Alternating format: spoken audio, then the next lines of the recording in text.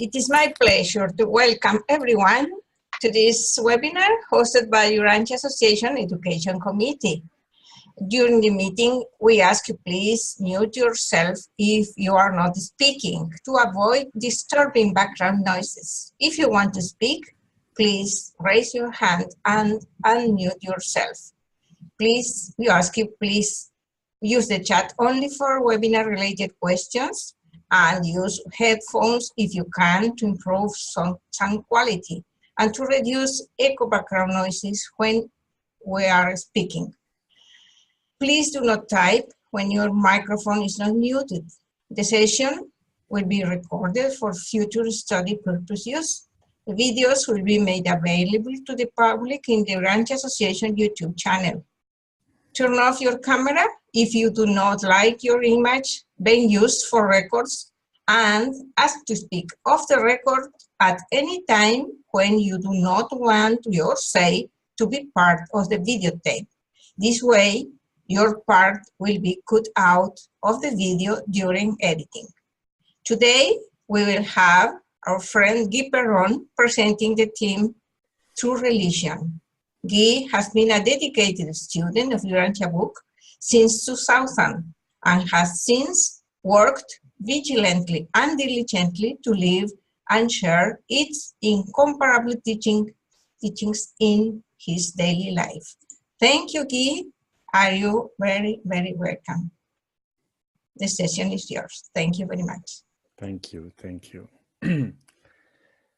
Well, I think we all have been touched in a deep way from the revelation. Many of us have seek these truths otherwise, and some have found it really early in their life. But whatever was the path that we were on, when we get to the revelation, something pretty powerful can happen to us. And the Revelator talks about many levels of involvement. They can say we can be happy with the idea of God, and obviously our idea of God will be greatly enhanced by what we read in the book. And then we can say the book is beautiful, there's those amazing writers, and they really are. You know, how can you write a full paragraph and that's stand by itself, and it's so filled with meaning. And then you can have the ideal of God. You can say, oh, I'm going to do that, and when I'm going to get to the morantial world, dimension world, is going to be really good, and I'm going to be transformed, and I'm going to have a new body, and I'm going to have this and that. And because we know with Urantia Book we have amazing glimpse in the future, and some people want to go a little further, in fact much further, and they want to be wholeheartedly involved in what is offered to us, which would mean they decide that to live the teaching and to accept to be transformed by God in the process, and hopefully enter the kingdom, be born of the Spirit, and feel that their whole life have been transformed, going to a major shift in our consciousness and our perspective. In fact, in paper 19, that's what they're telling us, that we can have that perspective from the top down instead of only the perspective from the bottom up that organized religion are offering to individual. So this is quite a blessing to know that we can live the morantial life right now. Now, I've been facilitating many classes on the UBIS, and one of them is on the title is our quest for God's consciousness. And many people are surprised that they can be conscious of their soul. But if you don't do anything to develop your soul, you cannot be conscious of something that doesn't exist. It needs to be co-created. It needs our commitment, our wholehearted commitment. So I know that many of us are touched by different parts of the book, but I think all of us have been profoundly touched by the thought adjuster paper. What a gift to know that we have a divine indweller and that we can do something. We can collaborate with him, we can commune with him, we can develop a better communication with him, or it doesn't matter, but with that pure fragment of God within. And this is really the way to sonship, to really discover that if we connect with God on a regular basis, if we start to have those inner activity like worship, prayer, in-depth reflection with the teaching of the Urantia Book, something shifts within us. We have a different perspective on life. We react less. We're able to act more on what's happening in our life, and we're able to be really involved in that transformation and be more and more conscious of it. So after these paper, you know, I facilitate many classes on the thought adjuster, and they always fascinate people to, wow, I really have God within me. That's amazing. Can you really fathom what it means to have the presence of the infinite Father within you, and that we will fuse with that presence? So pretty quickly it leads us to how should I do it? Now I know I can do it, but how should I do it? And all of us have read over the years that the Melchizedek are amazing teachers. They're known as the best teacher in our local universe. And when we look at our planet, we say, wow, this planet is really messed up. You know, it's backward and all that. But in paper 50, they talk about the rewards of isolation, and they say that when we look at it closely, we see that you probably are extremely fortunate to live on this planet. And I think the only way we can get to that place is that if we really embrace that true religion, if we really start to live our personal relationship with God. Nobody is in between God and us. God is right in each of us. He's right there. We just need to go inward. So when we go back to the situation of our planet, we can say, we have a planetary prince and he went in rebellion. We had Adam and Eve, they went in default. But if you look back at our planet, from the beginning of this world, 12 Melchizedek were involved. That's 3 level higher almost than a Lanonadek, a secondary Lanonadek. And then whenever something went wrong, they went back and they took control of our planet, as they did 200,000 years ago.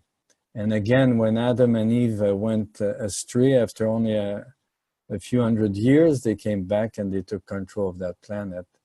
And if you look in the Urantia Book, there's over 40 papers that are sponsored by Melchizedek, either Makiventa or Manutensia or others. So they're still really involved and they really look at us closely.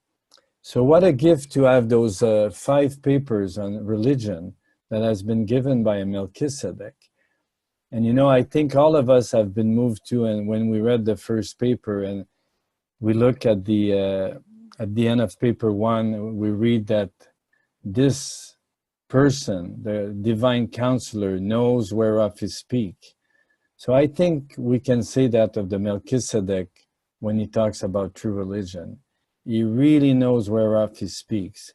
He really leads us to that religious transformation and spiritual transformation.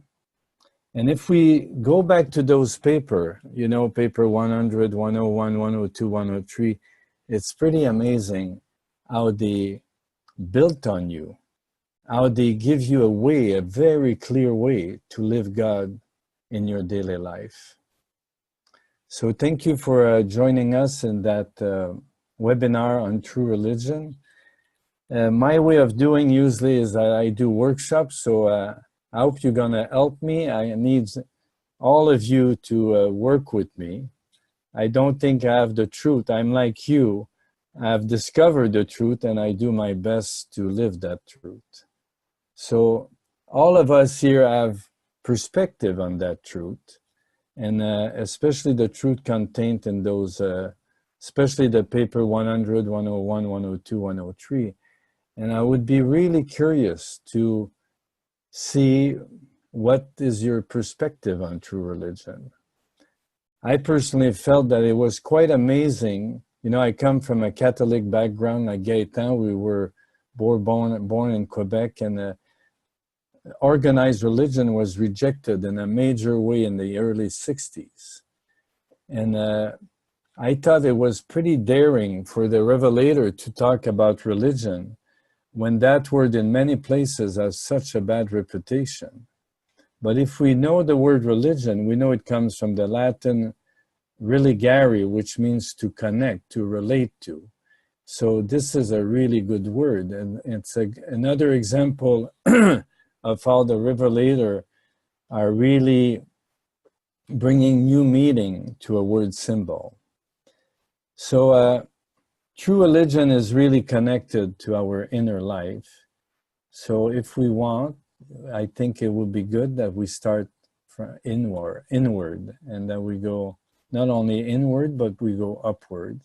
And we're going to do a minute or two of silence. We're going to do a little worship. And if anyone is moved to do a little prayer of gratitude, we know that when we worship together, it's even enhanced. Everything is greatly enhanced when we can benefit from the power of the group. So let's start in silence.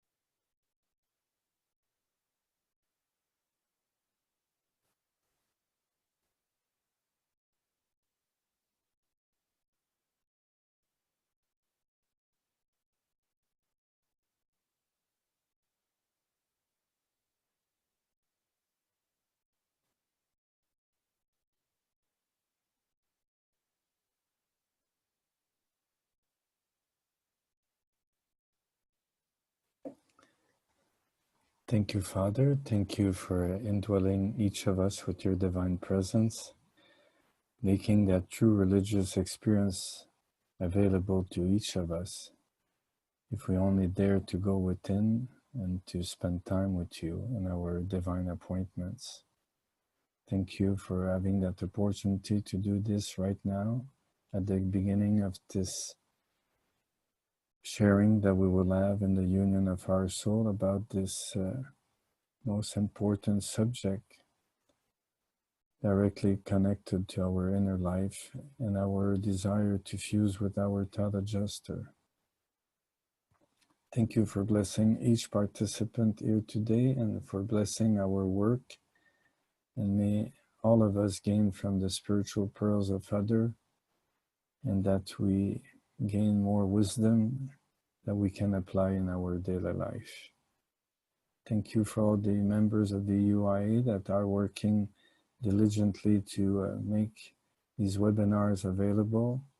Thank you for all the people that were involved in that revelation, from the Middle Age to now. And thank you for blessing each of our path in spreading these amazing teaching. So be it.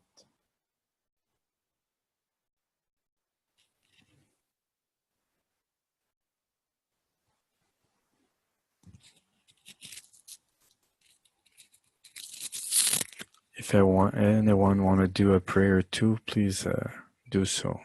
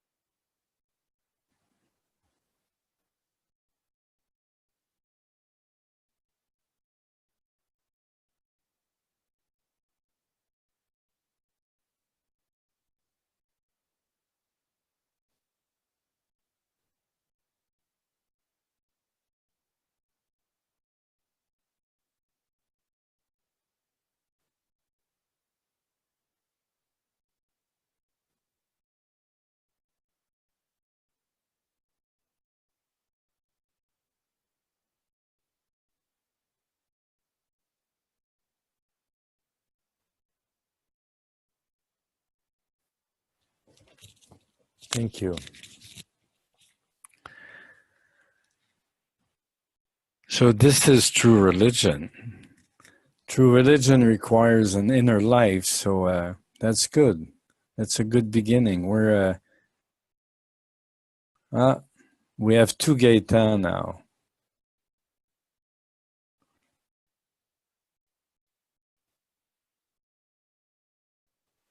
One fuse.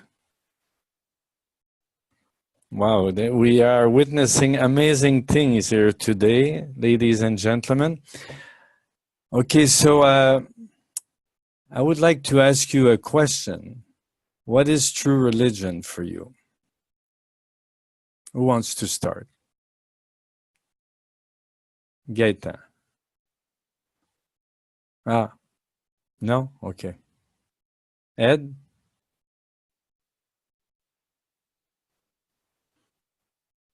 Okay, Susan, go ahead.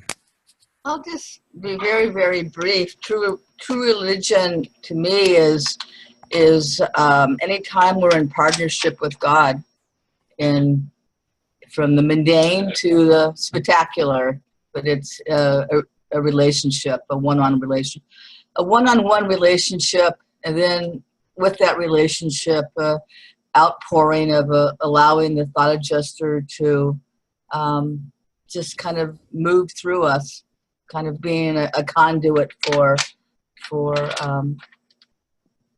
his, her will.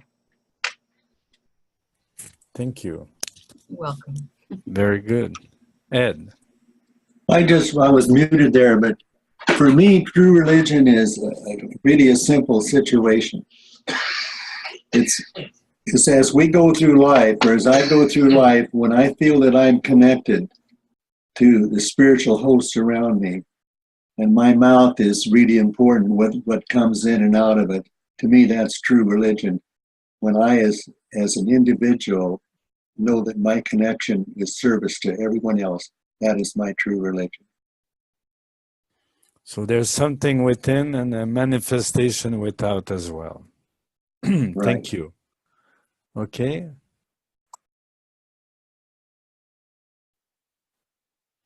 Who's next? Don't fight. In true religion, we don't fight. Pio, you have a big smile, so why don't you go ahead? Thank you, Guy. I just opened the book and just read the first few lines of the true religion. And to answer your question, if I may, is I just felt something that true religion to me is interrelationship through you. I see 12 of you here, and by this technology of Zoom, I'm sensing that interaction between human beings who believe in God via faith is very important to strengthen me and to motivate me to further progress. And for example, I was in Amsterdam for a conference, and something strange is that I came back totally energized, and I was on the up for a couple of weeks. And this periodical interaction by Zoom with people like you and Ed and all these lovely people is very important to me. And this is true religion for me. Oh, thank you. So brotherhood. Very good. Who's next? Jeannie, you have a big smile. I think you're ready. To me, true religion is my religion, my relationship with our Father, with Jesus, and my relationship, its fruit, which is my relationship with all of you, within the brotherhood, spiritual brotherhood. And it is, to me, spiritual growth. It is love in action, is the most wonderful experience that a human being can have in this life, because it is an experience of a superior, how can I say, the experience of the future life, the experience of something better, something new, a renovation in the spirit, a communion. It is the most beautiful experience I can have in this world. Yes. Thank you. Thank you. Well, personality without relationship would basically not be realized. So thank you for reminding us that it's all about relationship, and hopefully relationship with other religionists, which greatly enhance that enthusiasm for living, like Pio was explaining. Okay, who else? Susan, Samantha, Alfonso, Ronnie, Bart, Alan? Yes, Gaeta. Well, like you said at the beginning, the fact that we were raised into a Catholic background or culture made me look at religion too often as an organized body. But very early, I understood that the connection, communion with God, was probably what I would call today true religion. That too often I saw people going to church, yet, they would go back to their own life. without really practicing what they had learned during the church service. And as I grew up and I became more aware of God in my life, this is when I experienced true religion. This is where I evolved a philosophy of living that would suit my own belief, my own relationship. And that would outgrow the relationship I had with the church. And true religion embraced also my relationship with others, how I view others, how I serve others. And for me, it all comes to one thing, you know, the doing the will of God. And today, for me, that concept of true religion has evolved by trying to shed the remain of my own conception of what the church is, you know, trying to get rid of that concept that every time I heard religion, the first thought that came to mind was organized religion. And I think when you do speak about religion with other people that are not acquainted with the Urantia Book or about the idea of a personal religion, they confound true religion with the church. So it's a challenge for us to live that true religion, that personal relationship we have with God, to convey that belief or that philosophy to other people around us. And true religion encompasses service to others as well as communion with my Father and to do His will. That's what, for me, is true religion. Thank you. Well, as you said, Gaëtan, it's encompassing all our life. It's not something we do on Sunday. It's something that is there all the time. And overcoming some, how we can say, some deeply engraved meanings is not easy at times. And, you know, I think the word religion is a good one. That's why I think the Melchizedek was pretty daring. Go ahead, Samantha. For me, it's exactly that, but on a more personal level. It's what Jeannie said. It's your personal relationship with God. It's what the other said. You know, brotherhood, dealing with other people. And I was just reading in the book, if I may just share two phrases, problems of growth, and this is something I'm experiencing personally, is new religious insights arise out of conflicts which initiate the choosing of a new and better reaction habits in place of older and inferior reaction patterns. New meanings only emerge amid conflict, and conflict persists only in the face of refusal to espouse the higher values connoted in superior meetings. And of course, as they say, you know, understanding your neighbor, understanding where they're coming from, so you can have a friendship, and then that turns into love. And for me, it is living our faith and the higher values and the meanings, but applying it in situations where it could be very difficult when you have to do with difficult other personalities.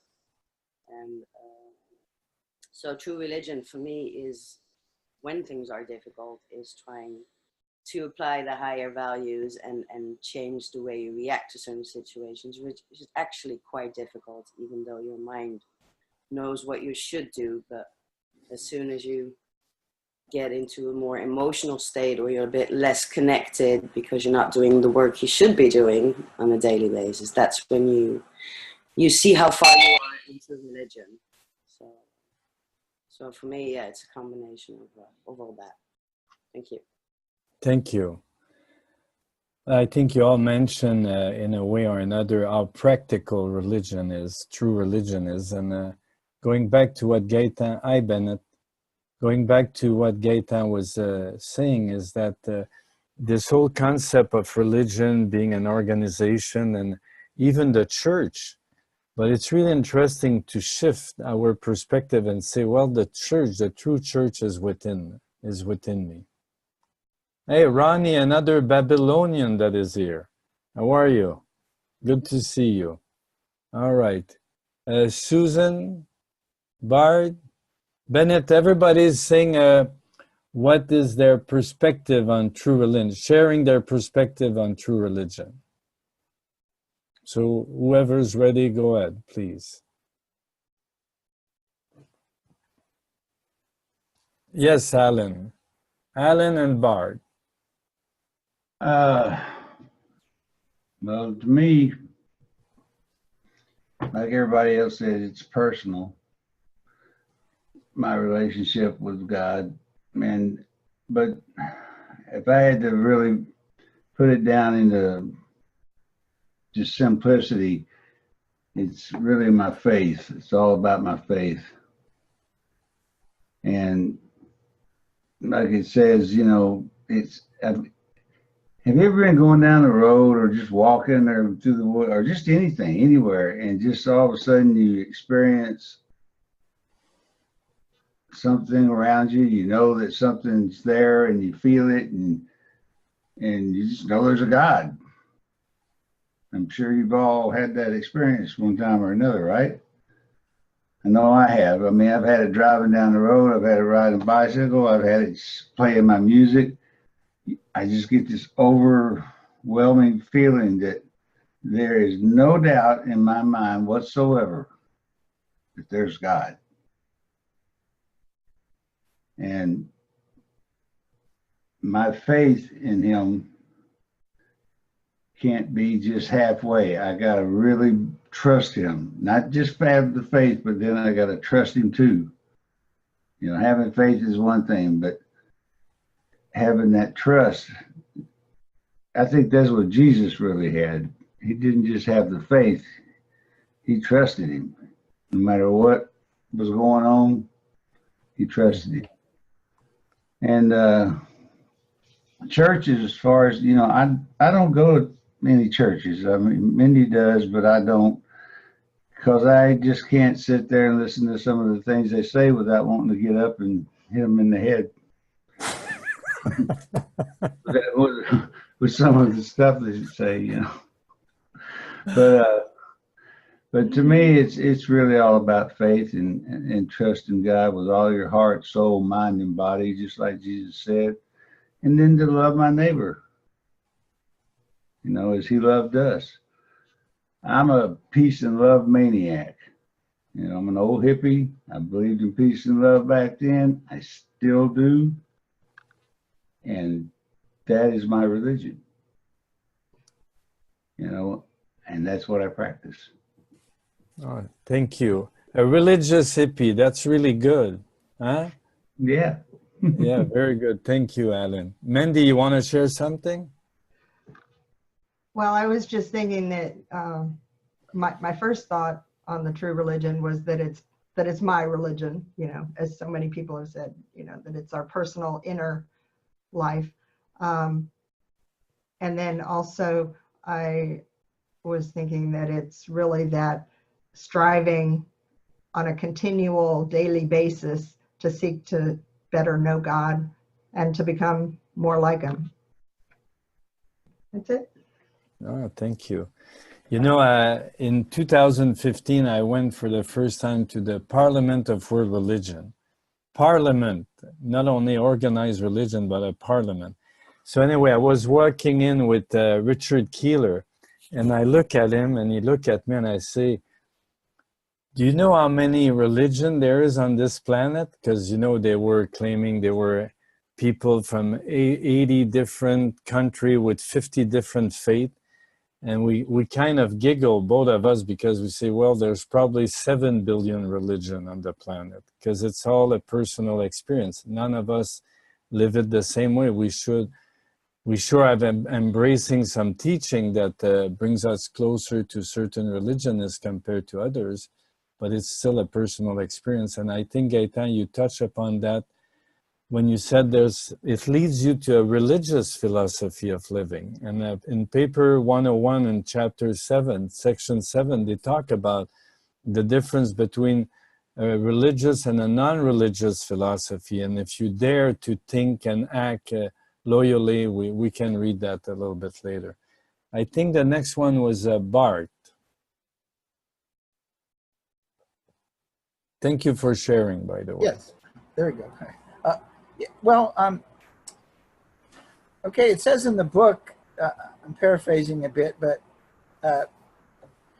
religious living it transforms the mediocre individual into a more dynamic person.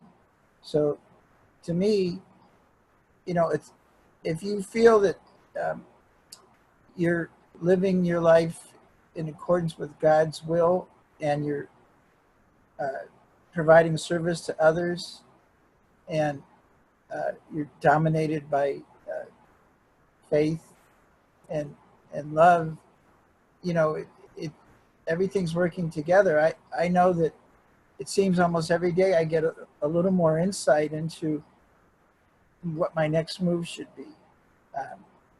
And since I do feel that I'm coordinated, I mean, I still have a lot to accomplish, a lot to do, but at least I'm on the right path, and it also says in the book that, again, paraphrasing, it's not so important what you've done, but what you're trying to do. So, I feel, to me, that's what I feel religious living is it's coordinated action, and but it has to be coordinated with the right spirit and motive, and that's what I'm trying to do. Thank you, Bart. Thank you for reminding us that the religious experience is progressive, and it's really powerful. It tells us about the sevenfold salvation that we go through faith.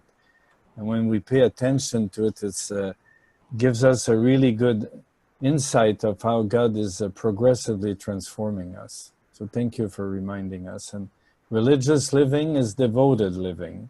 And devoted living is spontaneous, original, and creative. So it's really an old transformation. It's a way of living. All right. Ronnie, Bennett, Susan, who's next? Alfonso, Bennett. Hi, everybody. Hi. Taking off from something that Alan said about trust, we're told, I don't know, let's say 50 or 100 times throughout the book that your faith is what makes you whole. Your faith is what carries you on into that progress. And yet, trust then in what God is saying and through the spiritual influences really becomes the test. It's a living test as we move along. Do we hear? And when we don't hear, do we keep trying to penetrate? And I think the mobilization of our total being is what qualifies us as being religious as opposed to having religion. And I think about some of the things that Jesus says often about I don't wish that you give up everything that you hold dear in order to be religious.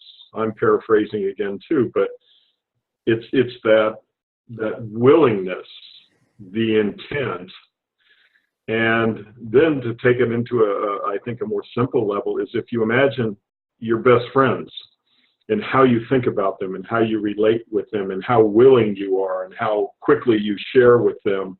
And if you can, even though God sometimes seems so removed from us, he's not really removed from us. He's right with us. He's present with us all the time. And how can we translate that same kind of friendship? It's a motto within the ISB, but nonetheless, it's a reality, hopefully, within each person, is this not just teaching friendship, but living that friendship. And I think that takes with it all these things that all of us are saying. Thank you. someone in a study group here had quite an insight about a month ago, and we were talking about the invisible world. And she stopped and she said, invisible. It is visible from inside.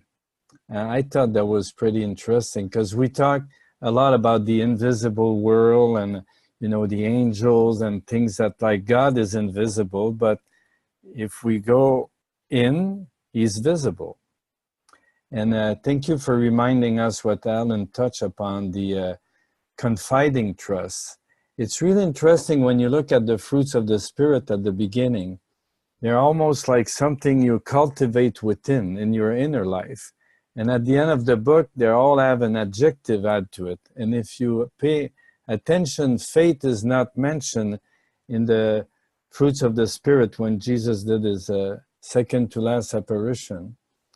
And but it talks about confiding trust and undying hope. And all that is really part of our living faith. So thank you, Bennett. Ronnie, Susan. Ronnie, you're on mute.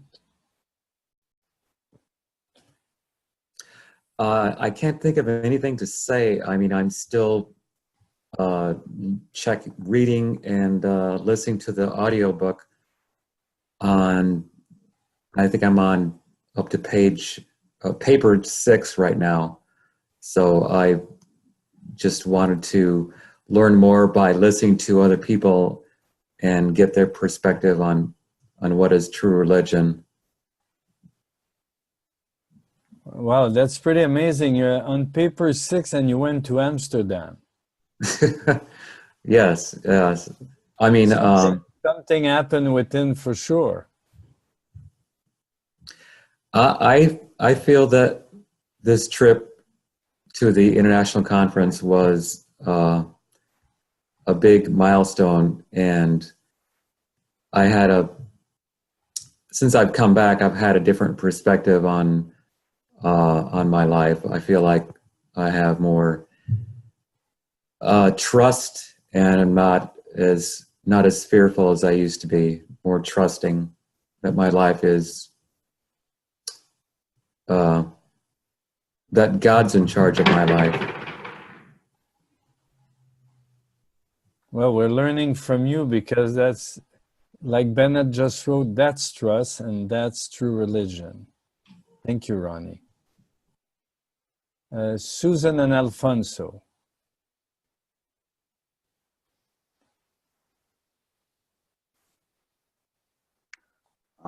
Everybody has been so eloquent. So I don't have much to add. Other than, you know, it's personal, it's magnificent. It is, you know, so different from what I was brought up in a Protestant church. You know, and even though I continue to go to church, knowing and experiencing my relationship with Jesus and with God, expands my experience in traditional churches, and the experience of the love of God flowing through me into service to others is I don't know, is the epitome of what true religion means to me and is to me. Thank you. That's pretty eloquent. Thank you. Well, I think you all mentioned that there's an interesting thing is that say, don't get lost in the we. So sometime when you're in the we, you don't get involved too much. If I go to church once a week, I'm involved in the we.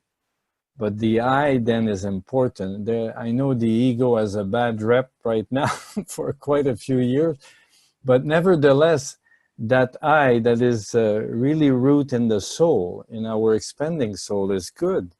So I need to have that relationship with God personally. If not, it's not something that is moving me. And I think we can, we're going to read what Gaetan was referring to a little bit earlier, that religious philosophy. But first, let's hear Alfonso, if he's there.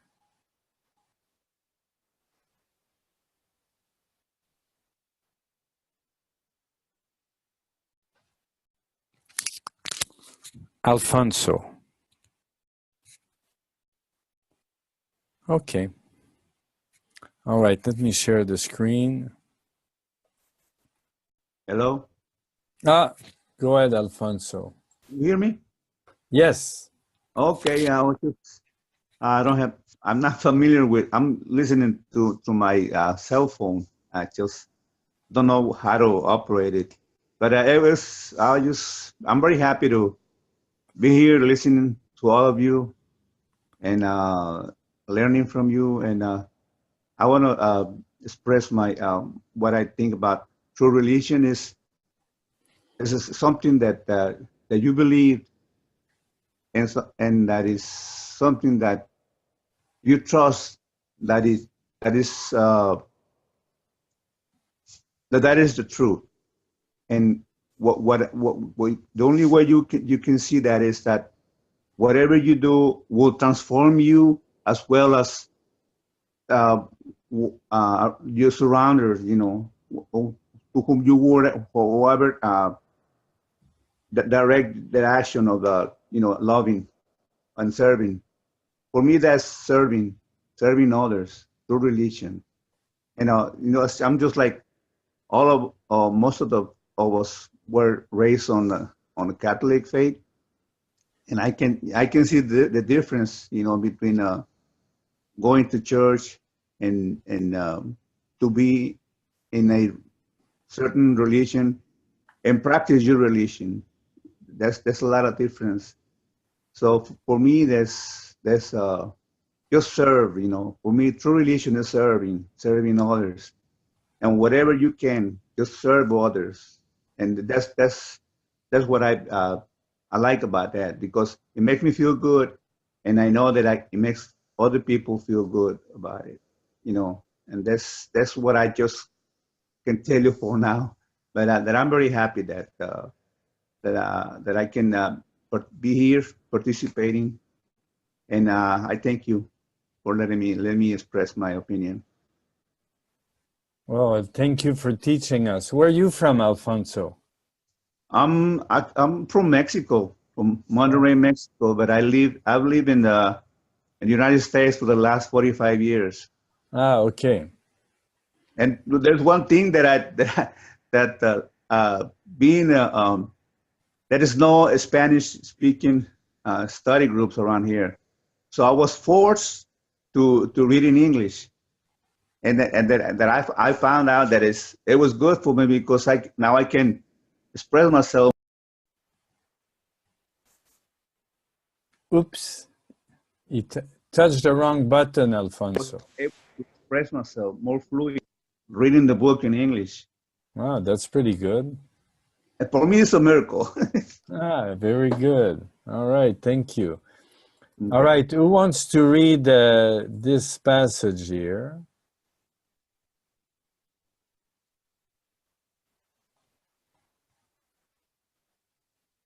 The great difference between a religious.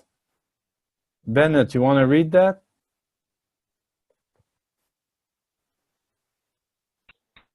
Okay, you can hear me okay? Yes. The great difference between a religious and a non-religious philosophy of living consists in the nature and level of recognized values and in the object of loyalties. There are 4 phases in the evolution of religious philosophy. Such an experience may become merely conformative, resigned to submission to tradition and authority. Or it may be, I'm sorry? Or it may be, okay. Or it may be satisfied with slight attainments, just enough to stabilize the daily living, and therefore becomes early arrested on such an adventitious level. Such mortals believe in letting well enough alone. A third group progress to the level of logical intellectuality, but there stagnate in consequence of cultural slavery. It is indeed pitiful to behold giant intellects held so securely within the cruel grasp of cultural bondage. It is equally pathetic to observe those who trade their cultural bondage for the materialistic fetters of a science falsely so called. The fourth level of philosophy attains freedom from all conventional and traditional handicaps and dares to think, act, and live honestly, loyally, fearlessly, and truthfully. Thank you. All right. How does that talk to you? We have all attained the fourth level, obviously. Now, I think it shows quite the difference between being part of an organized religion and living a true religion. So, want to comment on it? Do you mean me? Yeah, you or anybody. Okay. Well, I think of some things that Jesus said when I read this particular passage, and one of them is about that there's no, he didn't say this per se, but since he caused this book to be written, it's safe to assume well, there's no religion apart from a highly active personality, somebody who's doing something.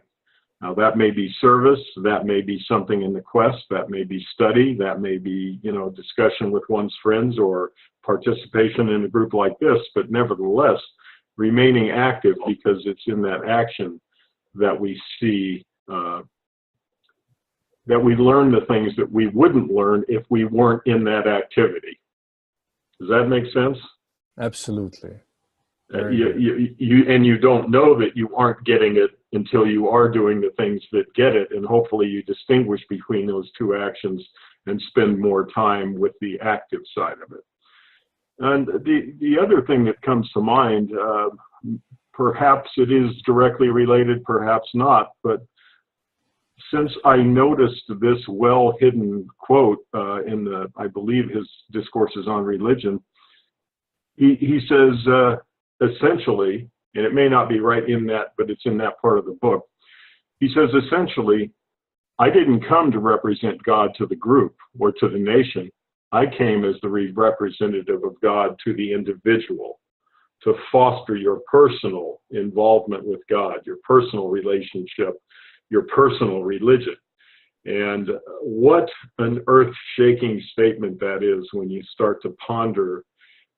If you take the whole of religion in every organized religion and look at how they're oriented out into the community, into the group. And while there's certainly nothing wrong with that, the primacy of the relationship with God is necessary for the rest of the world to make sense.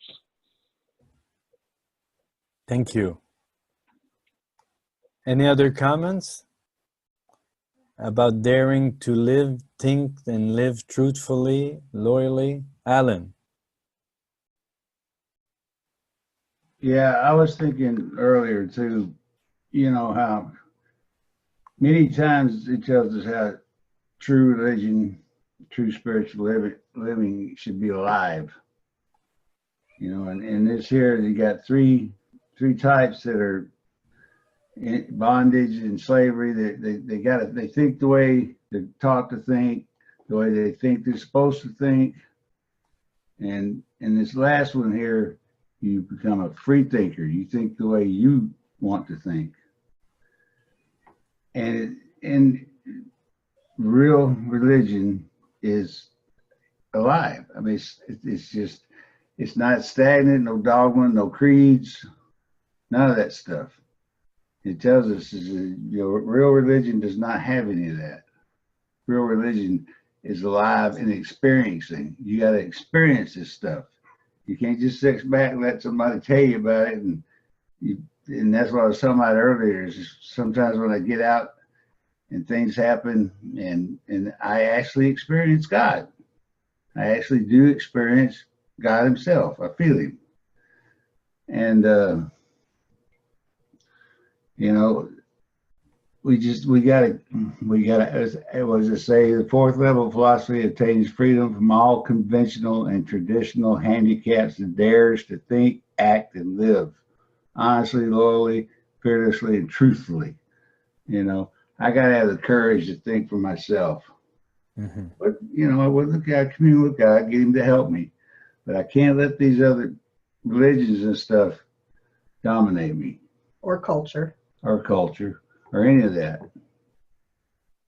Thank you. Anything to add? Well, you're talking about spiritual freedom, and that's really what the Master is leading us to that spiritual freedom by being individually involved. Gaëtan, tu veux dire de quoi? No? Okay, Samantha.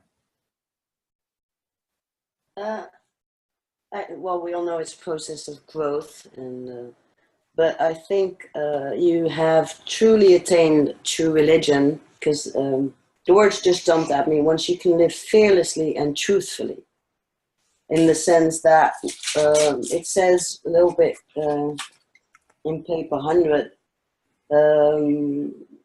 where even if all your dreams and ambitions fall apart, you still have the trust and the faith that everything will be fine. And I think most of us do have periods in our lives where we are not able to just say, it's okay. We have faith, we have trust, but being really fearless when things go not as they should in certain, on bad levels,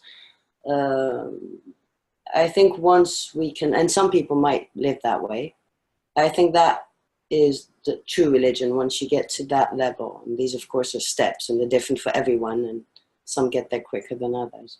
But for me, is being able to do those four, honestly, loyally, fearlessly, and truthfully. And I think once you can have all those four levels, then you've attained true religion. Thank you. Thank you. Why don't you read what you just read about, what you just talked about, those two paragraphs. Jesus portrayed.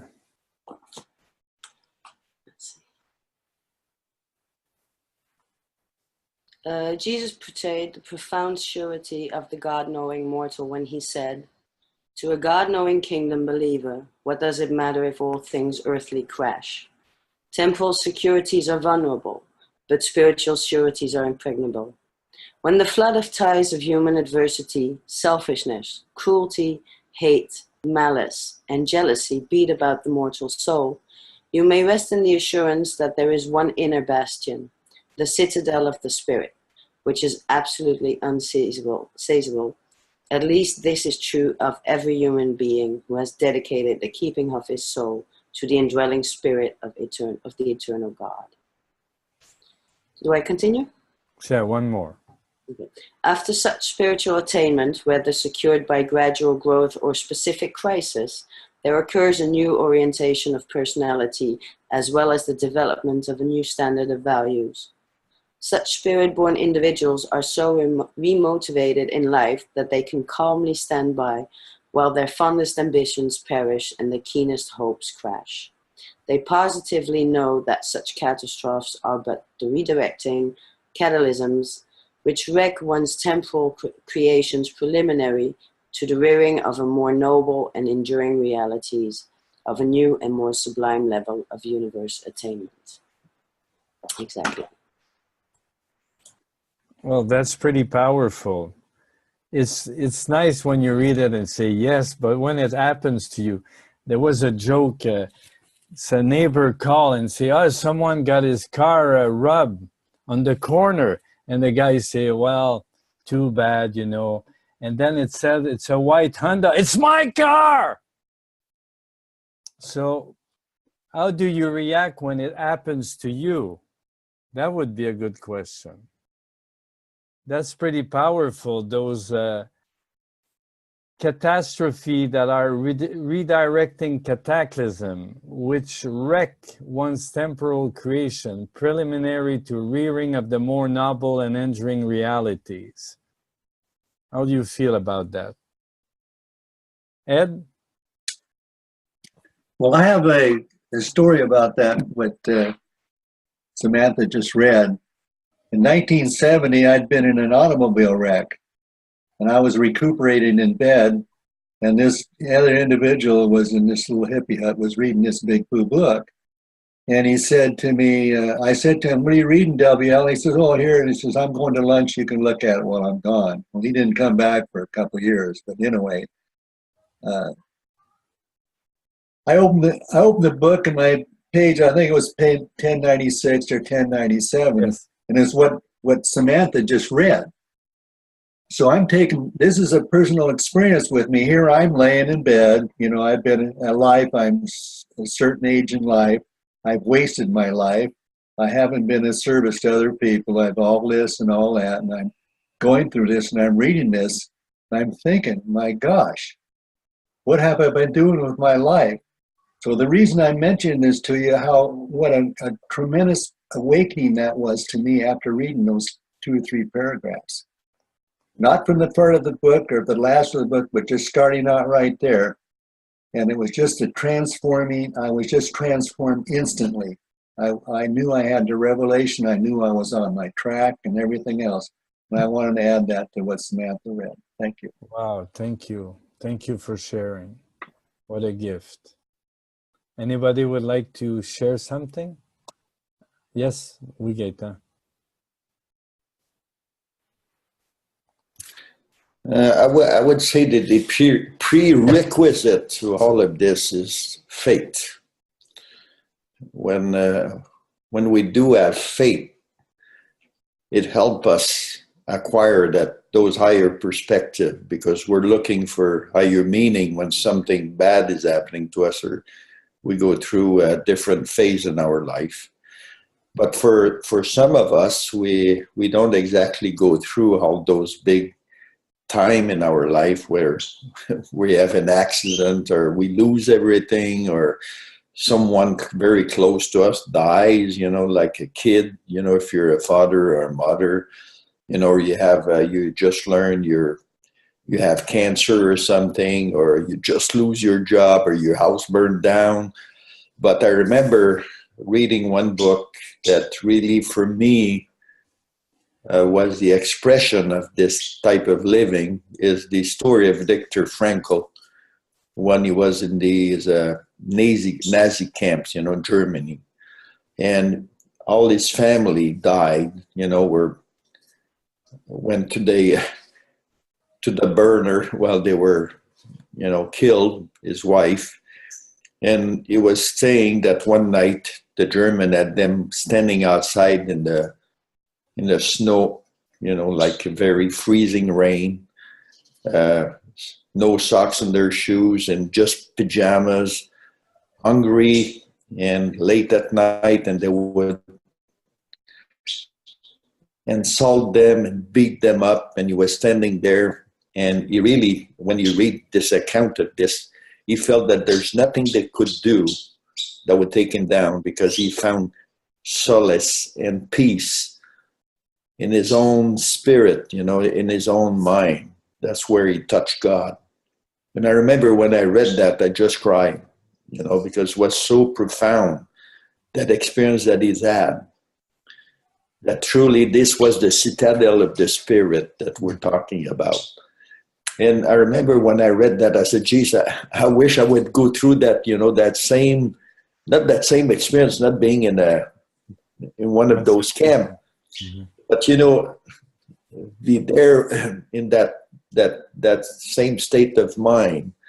But after I talked to this with Musa many years later, well, he said, if you would want to experience that, you would have to go through the same kind of ordeal that this guy did. And who wants to go through that same ordeal? But I do believe that every little things that happen to us that is a challenge. And I remember even when I started my business, and there were times where it was very, very difficult. I could lose everything. And when we have great hopes of what we're trying to achieve, you know, and these achievements are are just on the brink of being destroyed, I remember thinking about God then and thinking, what else could happen? I still live, I still have God with me, I still will go on living. So there's nothing really bad happening, it's just our own material witches that are being destroyed. And that gave me strength. And sometimes it's little things, daily things that happen, and then we go back, we think about God, and it gives us a new perspective on our life, and we let go of whatever is bothering us. So it doesn't need to be a big thing. It's just being constantly conscious and loyal to our own faith in God.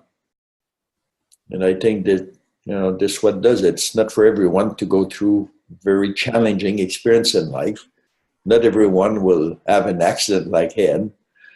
We might say, geez, I wish, it would happen to me like this, but we all have our little challenge in life.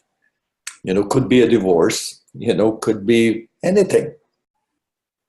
But it's how we go through those difficulties that makes true living, true religion alive within ourselves. Like Alan said, it's through our own experience, daily living, that every day, every day, well, not maybe every day we get challenged, but, we do have challenges. That challenge us to let go of things that we want to keep. Is how much we can give God, how much we can let go to live God. And even this morning, my own meditation, I was thinking about that, and to let go of everything that we wish for, and to let God just take care of us, to take control of our life, do the will of God. Thank you.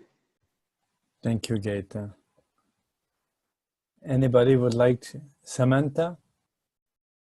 Yeah, sorry for jumping in here, but it's funny while we're all talking about this, and we all know you have to have trust like a child, and it's so normal for us to reach out to God in adversity. Even the book says, true spiritual growth, true religion is not felt unless in adversity.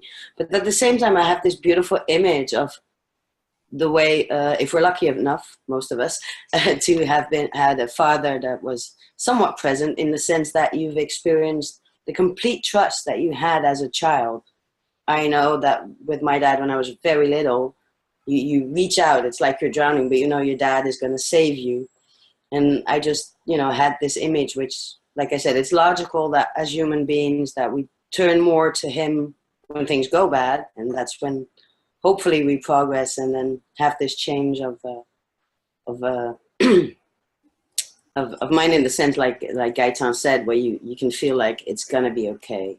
Just leave it in their hands. But at the same time, I have this beautiful image of us, reaching for Dad, and he'll save us. And for me, that's a beautiful image, and yeah, something to keep in mind when we have struggles.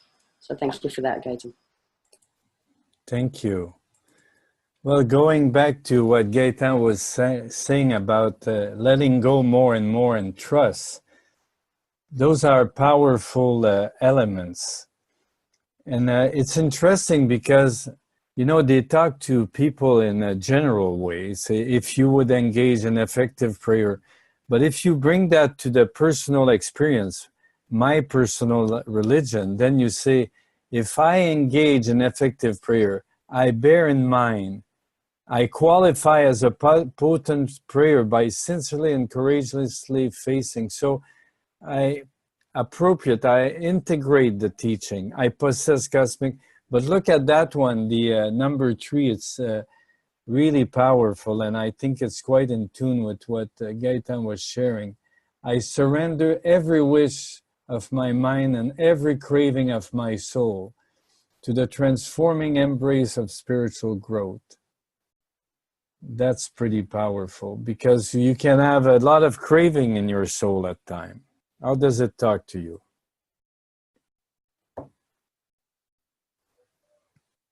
Yes, Susan.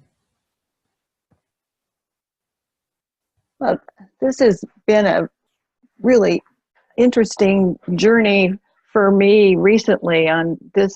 I think it's the same or similar topic, and thank you for bringing it up, Gaetan. I had listened to a workshop or webinar by a man named Neil Donald Walsh, and he wrote 3 books called Conversations with God. And, you know, some of the things he says in there are, you know, not necessarily the Urantia Book teachings, but his whole focus was on, you know, your personal relationship with God, having that interconnection. But the big focus that got my attention was the role of expectations in our lives, and how much trauma and turmoil that expectations bring to us.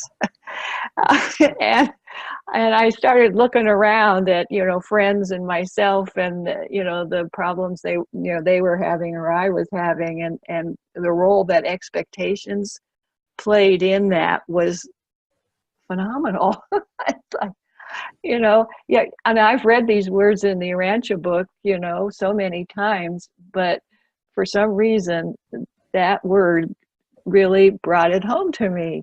And that, you know, realizing that God is asking us to give up all of those expectations. You know, how big is that? Because, you know, so much of them we don't even realize that they're even expectations that we have, and to give those up is like a magic key to opening up God's will into our life. So I'm still working on this. So I'm not as what do you want to say, clear as I might be yet. So thanks. Well, I think most of us are familiar with other teaching, obviously. Urantia Book is like an encyclopedia. Sometimes you need to read a couple of other books to understand one paragraph. And personally, I appreciate what Eckhart Tolle was saying about letting go. And he say, letting go is a miracle. He called it the miracle of letting go. And it's really true. It's a miracle to let go and to trust God. And, you know, if you remember, I think that's a really powerful thing that can talk to us. And what is our pet evil that we don't want to let go? You know, when Jesus talked to Matadormus, this guy really wants to be a messenger of the kingdom, but he really touched exactly what he needs to let go of. The master wanted to deliver him from the love of wealth, not necessarily from the wealth. He was not free of the love of himself and his riches. So who wants to, you want to read that, Susan? Almost every human being.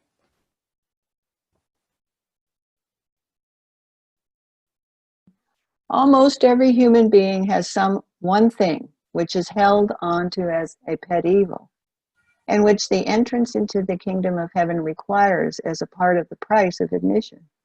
If Matadormus had parted with his wealth, it probably would have been put right back into his hands for administration as treasurer of the 70.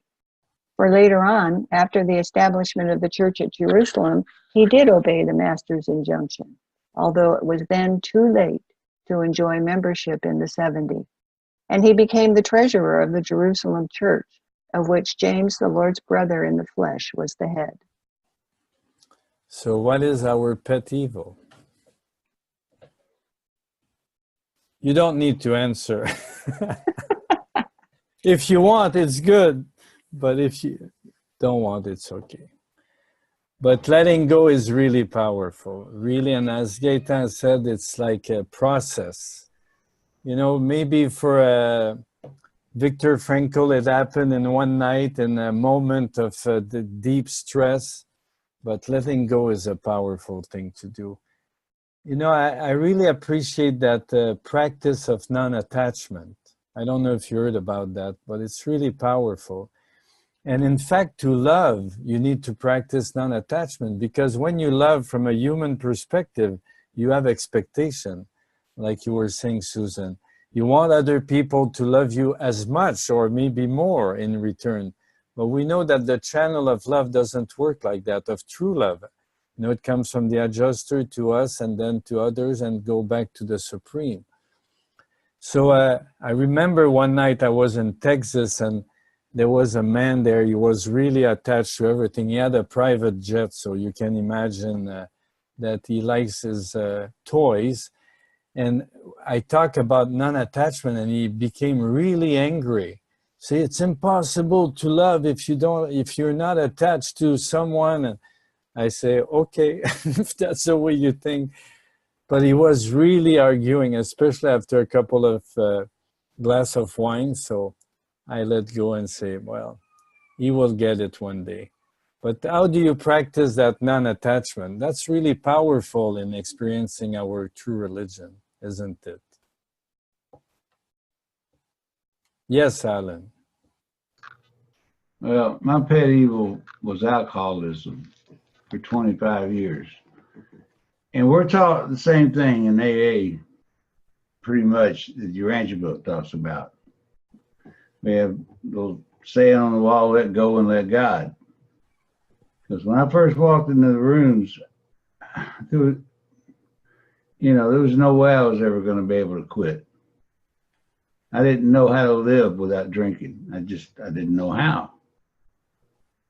But through sitting there and listening to people's stories, and of course we have our 12 steps that are based on the teachings of Jesus. They don't say it, but they are. And they're all about letting go and letting God. Because it wasn't until I got on my knees and really meant it and said, God, please help me.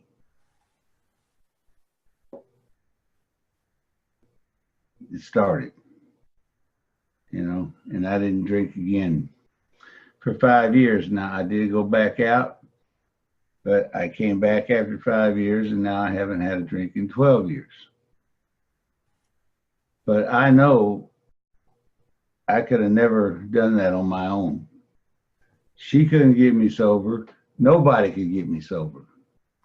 The only person that got me sober was God. And it was because I finally let go and let him work in my life. And that was definitely a pet evil. So that's my story on it. Thank you. Thank you, Alan. Bennett? I couldn't help being reminded when Gaetan was speaking about a period of my life around the time I was getting divorced. Yeah, big life-changing thing. Every idea of attachment, and spiritually I was reasonably evolved in terms of attachment, but it didn't mean that I wanted to give up all these years of marriage. And so I was fighting it relentlessly and failingly. And I got to a point between work and between my private life where I sincerely prayed to God that I really thought that perhaps it was time for him to work on somebody else, because I really had enough of this character building experience. I felt that I quite had enough character at that point in my life that I would be fine for a little while if he couldn't just work on some other people for a while. And, I felt reasonable in asking that. I didn't feel it was selfish considering what I'd been through. But at the same time, and the book talks about this in a few places, it put me in a state of mind where I had to honestly look at it. Once I cleared that little, thing out of my mind saying, wow, I really feel put upon. Look at what's happened to me. Woe is me. And 3 or 4 days later, I had this insight, and I was informed quite clearly that God could do this for every single person in the whole universe at the same time. So it was really no trouble to continue to work on me. And by that time, I had gone through the cycle of thinking about the ramifications of that, and I was ready to get back on the horse. So you never know how the blessings are going to come. But what I learned that day, I think more than anything else, was that and we have to keep working to gain a larger share of that. And yet still we've got a long ways to go. So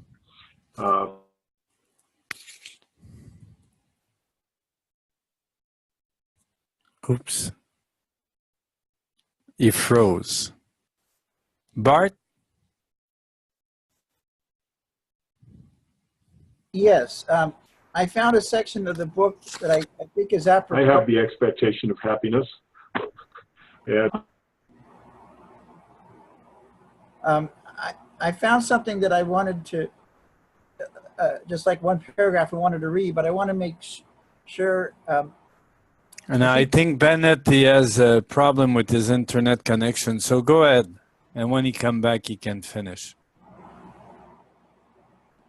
Go ahead, Bart. Oh, okay. Well, earlier, I think Samantha was reading, and I want to make sure she didn't read what I was about to quote. Hold on, Bart. Bennett, you cut. You froze. I think your internet connection was... so Bart will share something, and then we'll go back to you. Okay, go ahead, Bart. I'm reading... I just wanted to read one paragraph from page 196. No, that's okay. I want to... Yeah.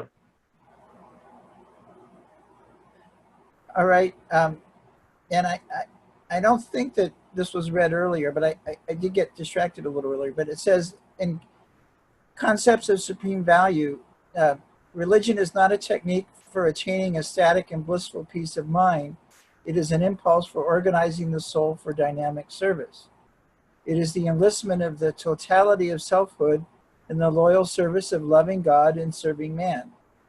Religion pays any price essential to the attainment of the supreme goal, the eternal prize.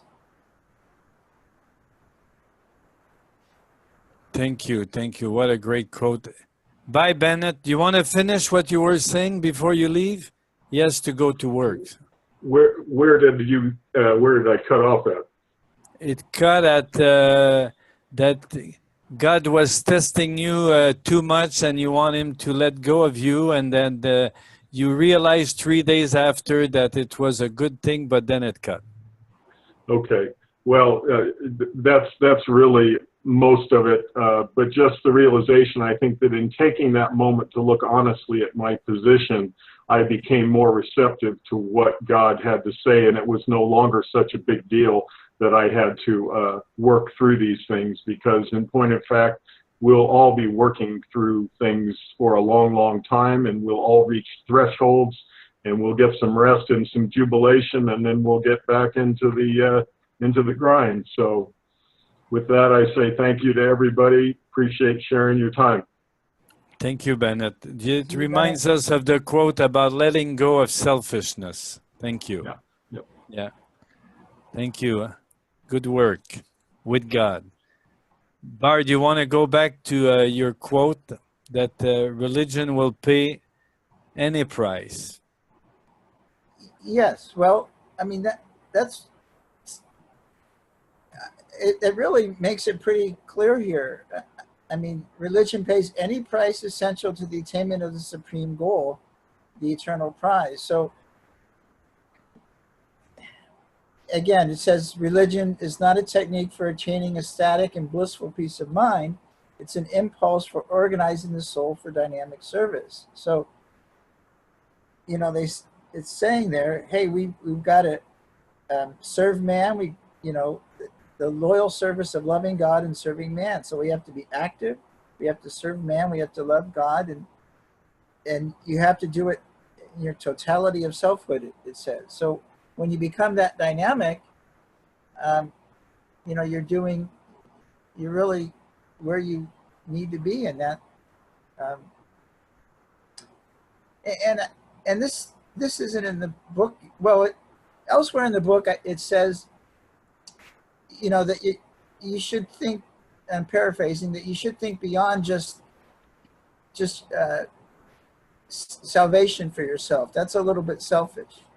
You know, I mean, at first it's wonderful to know that there's salvation, but I think as we grow in the kingdom, as we mature spiritually, we have to grow beyond just being satisfied with survival. And I think that's what it says here is that we have to enlist the totality of selfhood in that service, because that's why we survive. You know, we survive because there's work to do, you know, and God wants us to, you know, we have all that training to go through in the post-mortal career. There's work to be done, and only those beings that are so dedicated are going to be able to do that work. Wholehearted. Thank you for reminding us. Okay, let's see. What do you think true religion requires, quality-wise? We talk about sincerity. What other qualities you think we need to cultivate? Yes, Susan. Yeah. And Bart after. What works for me is, you know, where Jesus said to become as a small child. And so I think for me, it helps just to have an attitude of, you know, obviously not having all the answers, you know, but just really to be open, you know, to the thought adjusters and the spiritual forces that surround me, input, and just kind of be receptive to that. I know I get all tripped up when I think, you know, I know how things are or how things should be, or, you know, I want to insert my own, I guess my own will, I guess, into the circumstances, and it just helps me to be much more childlike and open and receptive. And I guess in the Sermon on the Mount, I think Jesus said to be just not meek. Gosh, I forgot. I can't believe I forgot that. But I guess meek. I guess that is the right word. Yeah. That's all. Or meekness. Enough. You know, it's interesting. We had a study group on Wednesday, and we talk about meekness. When you read in the dictionary, it means to be good to a fault. It is that you can be weak to a certain extent, and we see that Jesus was the greatest meek person on the planet, and he was far from being weak. So it shows that the quite a shift in our perspective, value-wise and meaning-wise. Thank you, Susan. Any other qualities? Yes, Bart. Well, I would say humility.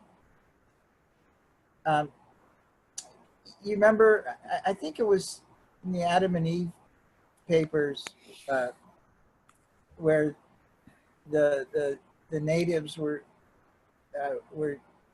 about to worship Adam and Yes.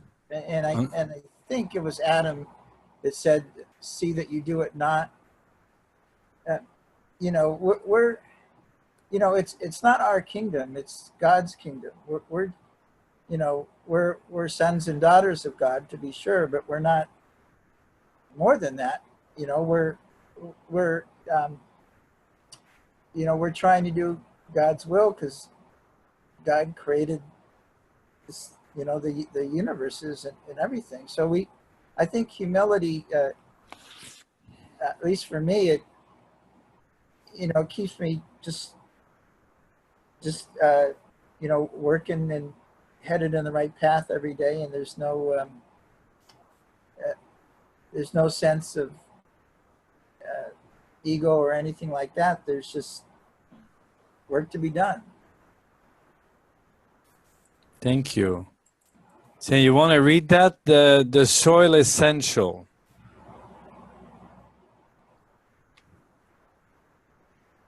Me? Yeah, because Oh. you talk about humility and they talk about that there. Okay. The soil essential for religious growth presupposes a progressive life of self-realization, the coordination of natural propensities, the exercise of curiosity, and the enjoyment of reasonable adventure, the experiencing of feelings of satisfaction, the functioning of the fear stimulus of attention and awareness, the wonder lure, and a normal consciousness of smallness, humility. Growth is also predicated on the discovery of selfhood accompanied by self-criticism, conscience, where conscience is really the criticism of oneself by one's own value habits, personal ideals. Thank you. That was good. Thank you. It requires a lot of work. Ed, were you going to say something? You're on mute.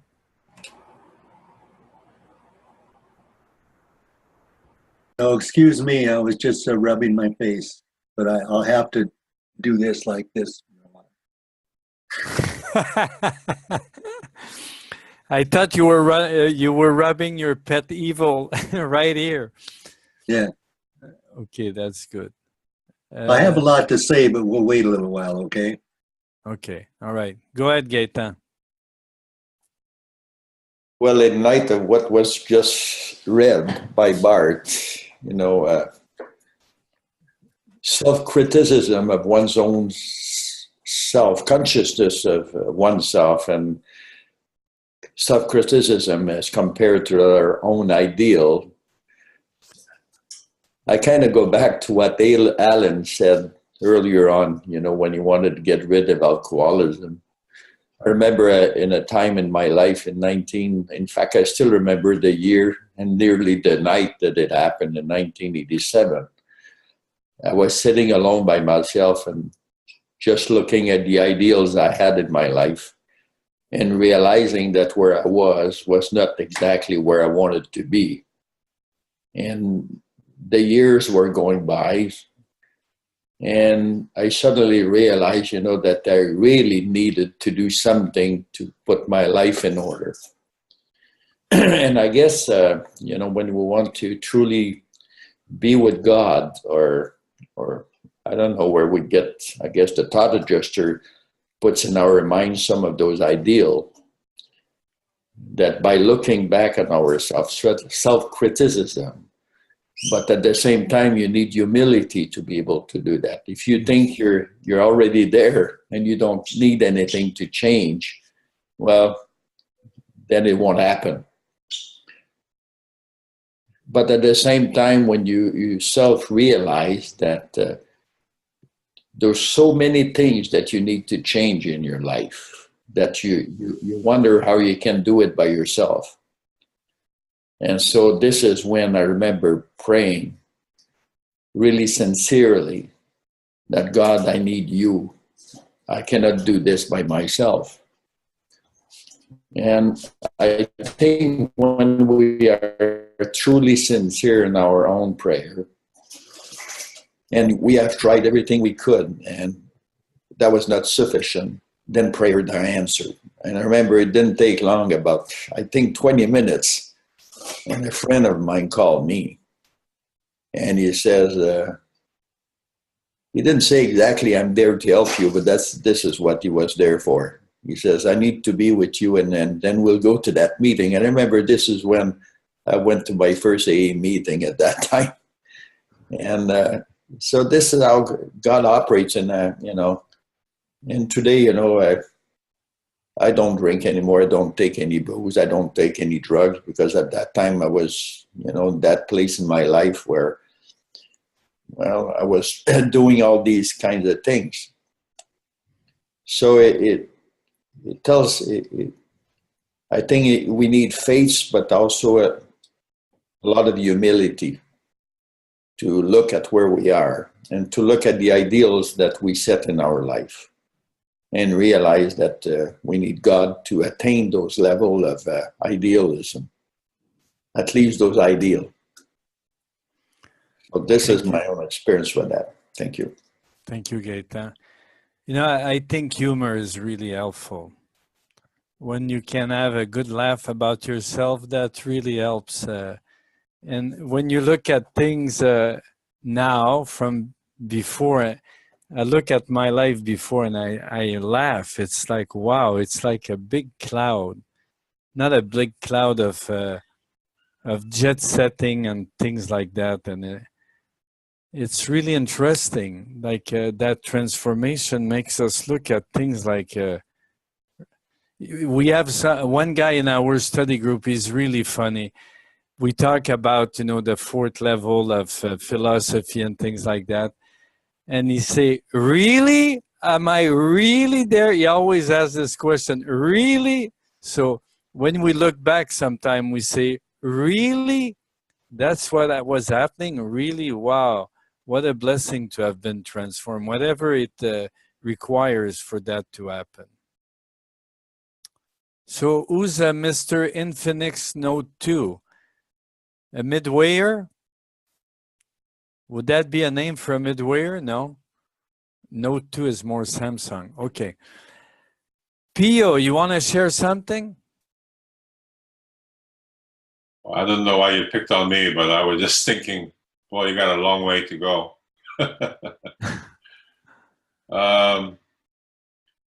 You know, I just heard Alan Williams of letting go and letting God, and my role model, Jetan, going through self-examination in 1987. The problem with me is I enjoy life too much. And Jeannie is my Facebook, and she can follow me, and then I always go with my dogs to a local pub, having beer and whatnot. But it's not the fact that the life is easy. You know, I'm, as Samantha heard me pour my soul out in Montreal, you know, I still have that trail of that difficulty, you know, economics, alcohol, and whatnot. But at the same time, I've been very active in the Urantia study group, and I'm gaining strength through you by interacting with you, lovely people. And as I said, I have a long way to go. But one of the saving graces is that I never take myself too seriously. And humor is very important. And there are many things that I wanted to ask individually from your, you know, own testimonials of what was your mind state. Like, for example, when Alan gave up his booze, how did he overcome the physical withdrawal symptoms, you know, from alcohol? And how Jetan, you know, the courage that he wanted to experience Viktor Frankl in a concentration camp. That's incredible for me. I wouldn't want to do that. I wouldn't want to go through the experience. But it's just amazing how I'm getting encouragements from all of you people, and I want to thank you very much for this. And there's a lot of stuff that I'm writing down here to be an inspiration to me. Thank you. Thank you, Pio. Do you want to read that, Pio? Religious habits. It's quite in tune with what you just said. Religious habits of thinking and acting are contributory to the economy of spiritual growth. One can develop religious predispositions for its favorable reaction to spiritual stimuli, or sort of conditional spiritual reflex. Habits which favor religious growth embrace cultivated sensitivity to divine values, recognition of religious living in others, reflective meditation on cosmic meaning, worshipful problem solving, sharing one's spiritual life with one's fellows, avoidance of selfishness, guilty, refusal to presume on divine mercy, guilty, living as in the presence of God. The factors of religious growth may be intentional, but the growth itself is unvaryingly unconscious.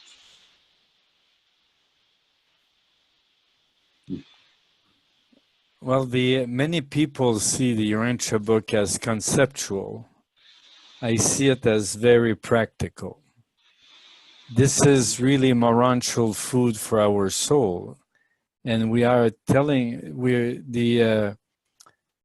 Melchizedek is very practical in everything. We just read a few paragraphs, about what needs to be done in order for each of us to be transformed. And we just had a pretty good list right there, that if we cultivate those habits, this change will happen within. But this is a good question. Am I willing to be changed? That's what Rodin's, when he shared about, he's seen the teaching of Jesus, a real way to find God, the real God. But are we willing to be transformed? Are we willing to be remade? Are we willing to going through that testing and trying process of self-destruction and soul reconstruction? So this requires all that we have. And are we willing to give it all? And that's really interesting, because we see throughout the Revelation amazing hints of what we can be if we accept that process.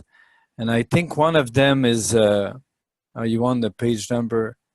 Page 1095-3 for Pio. So let's read that here. Hold on. To see what this true religion can lead us to. This is really powerful. We need a woman's voice to read that for us. Who wants to read it? The creature of Havona.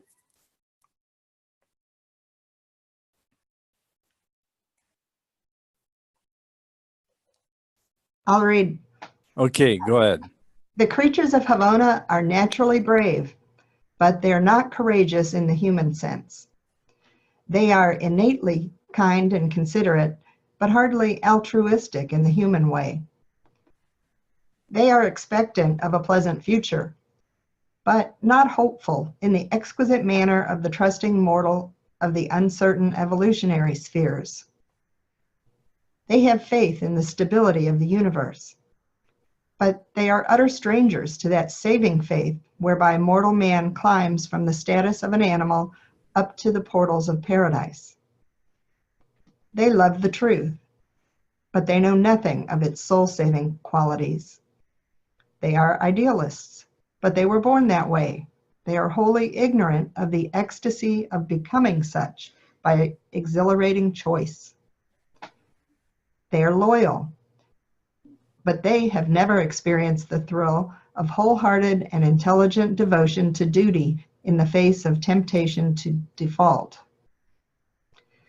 They are unselfish, but they never gained such levels of experience by the magnificent conquest of a belligerent self.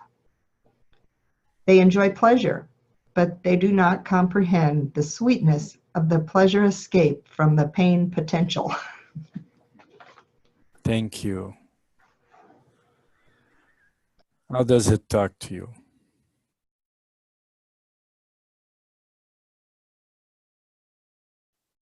Yes, Suzanne. Well, I'm curious.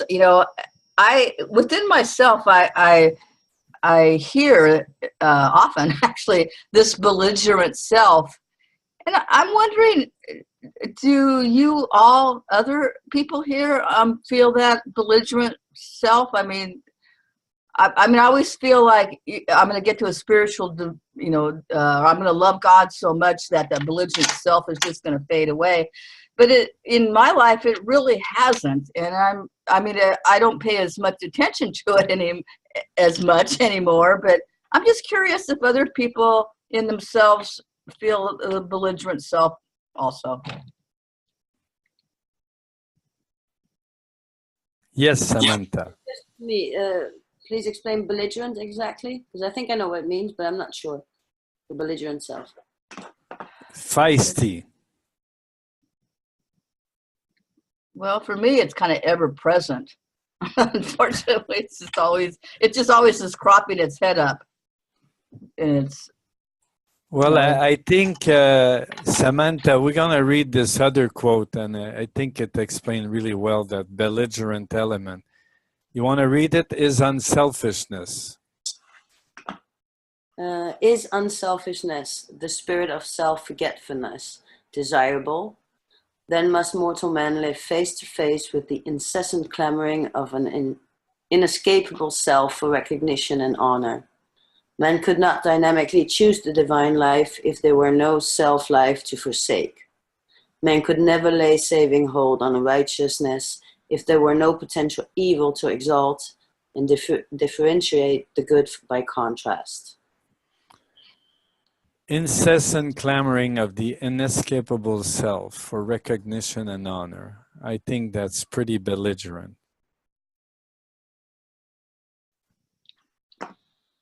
so I guess my question is, of all these seasoned Urantia Book leaders here, have you all been able to put a damper on that?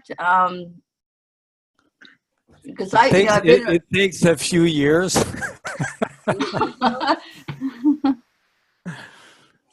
Yes, Gaeta. For me, belligerent self could be opinions that we have about certain situation, whether they be social, political, religious, things that we hold dear to. And we cling to those beliefs, and we don't want to let go of them. It could be prejudice, it could be racism, it could be any kind of things, that the self wants to hold to because it identify with those values. Yes. And we can just go on Facebook, you're going to see a lot of this lately about political situation that you people enjoy in the US. Or even here in Canada, we do have those. And I remember when I was a kid, I could see that in my own family, my uncle and all this. But even in our own self, when I look at myself, and what is it that prevents me from moving ahead? What is it that really prevents my growing up? What are the area of my mind, the idea that I hold, dear to my mind that need to be changed, in order for me to progress? So, for example, in our own society in Quebec, we have a lot of refugee, and sometimes, we have all those concepts about the Muslims. And I remember sitting down and thinking, why do I think about Muslim the way I do? They're people like me, they're children of God also. So why do I have this viewpoint on them that doesn't allow me to see them as they are? And those opinions that I have are things that my ego identify with. And it's not the soul in me that dislike who they are. It's my ego that see those differences. Mm-hmm. So how can I see them as God see them? So for me, this is the self that's trying to assert itself on top of God's will. And it could be all kinds of other things, that the self, takes hold of. It could be food. It could be habits, that things that, when you see old people, when we grow old, we have those old habits and we say, oh, I'm too old to change, And yet, there's always possible change. Age doesn't mean that you can't change. So we have to stay flexible. Of course, if we wait too long, we'll become crystallized in our own way. And that's the ego. So we need to spiritualize the self, make it more unselfish, make it more in service to others. And I think one of the best way of doing this is being in service. And being in service, each one of us can be in service in different ways in our own community. And by being in service, like loving them like God loves us. And I pray every day that God show me a way to love more. And that's getting rid of that part of the ego that wants, to keep something for itself. So this is what it is for me. Thank you. Well, thank you. I think the belligerent, as you explained, Gaetan, is creating separation instead of seeing every people as a brother and sister. Yes, Samantha. I was just looking up the word belligerent, and effectively it says hostile, aggressive, threatening, antagonist, person engaged in war, conflict.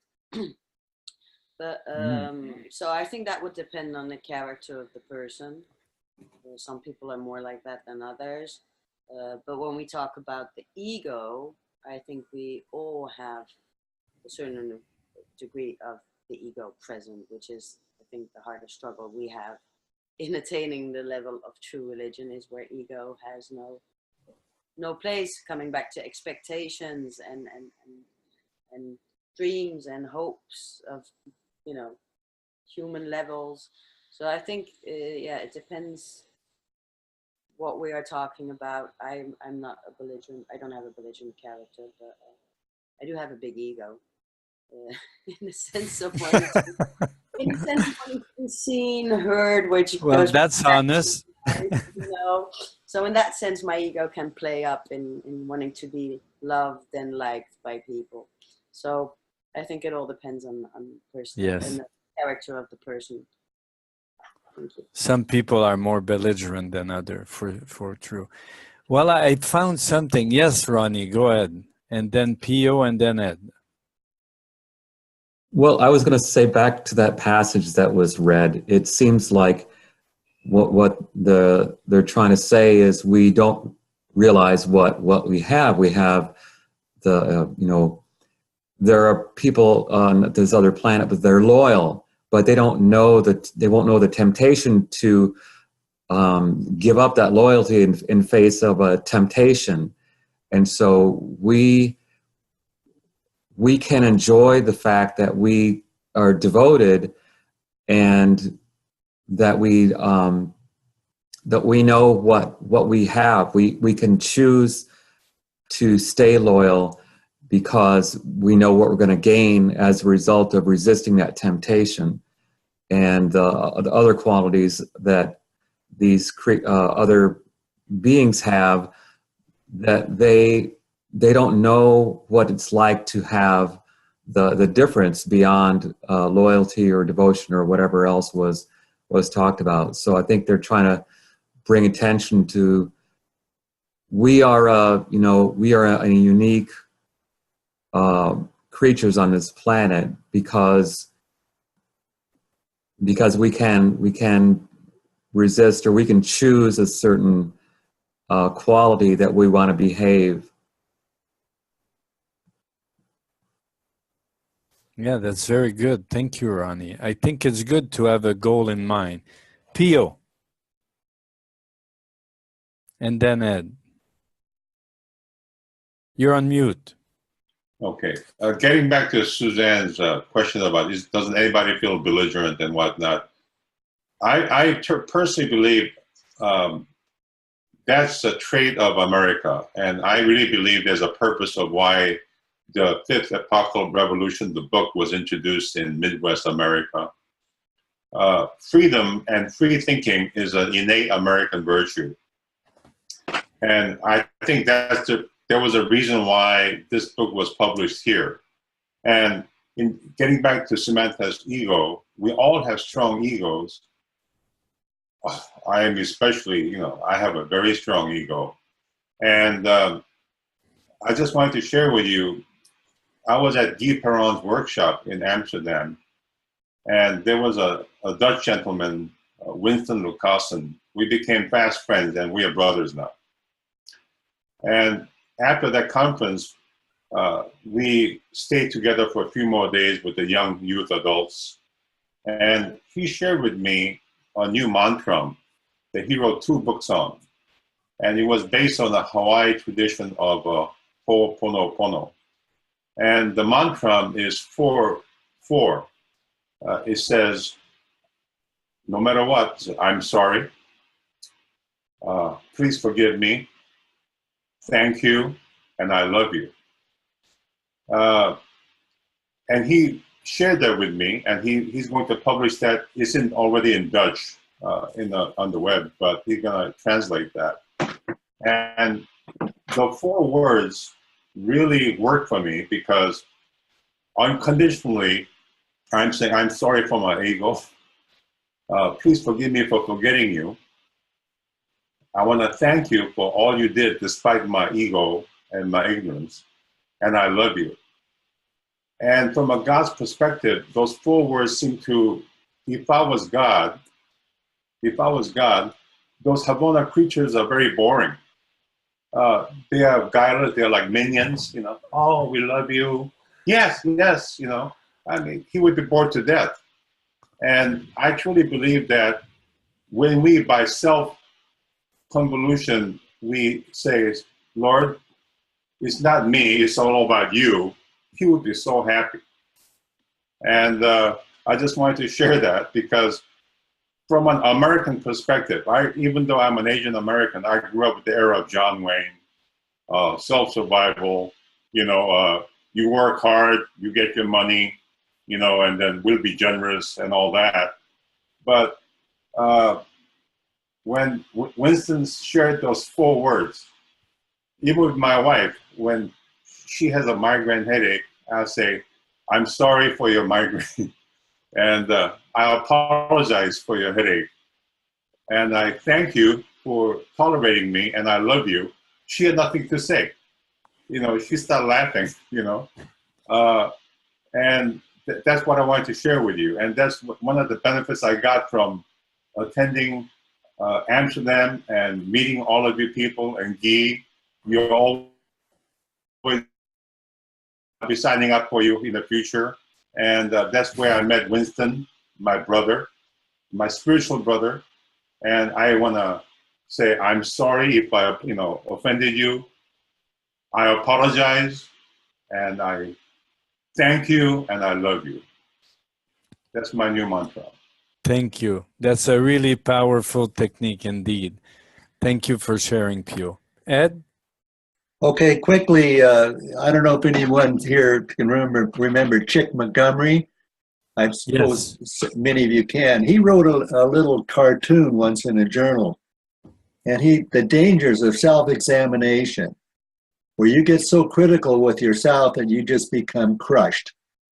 And he said, well, in his little cartoon, he says, just go out and perform some service for someone else and get out of this self-examination, because self-examination can be a tremendous fault with us in today's society. Yes. So just go out and do something. Thank you. Some people are, I call that being addicted to workshop. People do workshop almost each month and, what can I transform? I say, just get out there and serve. It will transform you. Thank you for reminding us. Samantha? Well, I just want to say thank you so much. I haven't been present for a while because I've had some issues. And this is exactly what I needed. All the quotes you're sharing and the topic, it's exactly, you know, God does not work in mysterious ways and the universe is very well organized. So this was perfect timing, perfect subject, and perfect people. So thank you so much. Just wanted to share. Thank you. Love you guys and God bless you. Thank you, Samantha. Well, if you have any other people that want to do a short conclusion, please go ahead, and then we'll say goodbye with a little prayer. Anybody would like to share something before saying goodbye? Well, I would just say thank you for your workshop, Guy. It was quite enlightening. And I love those sharing of true experience that they really uplift me and help me in my life. So thanks for everyone for sharing your life difficulty, your life achievement. They all help. Thank you. Thank you, Gaeta. You know, it really helps us to feel that instant friendship like Pio talked about, that what he got with Winston. And by the way, I'm friend with him too. He lives not too far from here. And, you know, you can do a webinar and talk about things that we read in in the book. But the greatest thing is really that union of souls, like we gain from so much from the experience of one another, and it stays with us. You know, a passage stays with us when it's connected to a life experience. So having those life experience of everyone is a blessing. And you know, before we say goodbye, and maybe Gaëtan, if you feel like it, you can do a short prayer in leaving. There's three things I've discovered that's really powerful, and I'm going to share with you as Pio shared the practice of Ho'oponopono. It's the practice of non-judgment, non-resistance, and non-attachment. And we know by these amazing teaching that the mind, the teaching on the mind in the Urantia book is really incomparable. We know that the mind perceive, think, and feel. So the thinking part, when we think in a lower manner, we always judge. So the practice of non-judgment is really in tune with what Gaëtan was sharing earlier about not judging. It's like you leave your mind free of judging a Muslim or anything that can happen, a politician, whatever. And it's free a lot of negativity in your mind. The practice of non-attachment we talk about is perceiving the feeling, the love that we perceive. When we attach ourselves to it, we start to suffer. So when we practice non-attachment, we spread the love, and you know, the consequences are to God. That's really what it's all about. The acts are ours, the consequence to God is really a powerful way to practice that non-attachment. And the non-resistance, in this paper 100, they talk that our animal indolent mind resists all kind of effort. And that's really the non-resistance the resistance come from our psycho-spiritual laziness, which we call acedia. The monks were very familiar with that slothfulness. So if we're diligent, and like Bart share and many of you share, that we're out there, we serve, and we're active, then we're away from resistance. So those practice of non-resistance, non-attachment, and non-judgment are really powerful. Thank you. God bless you.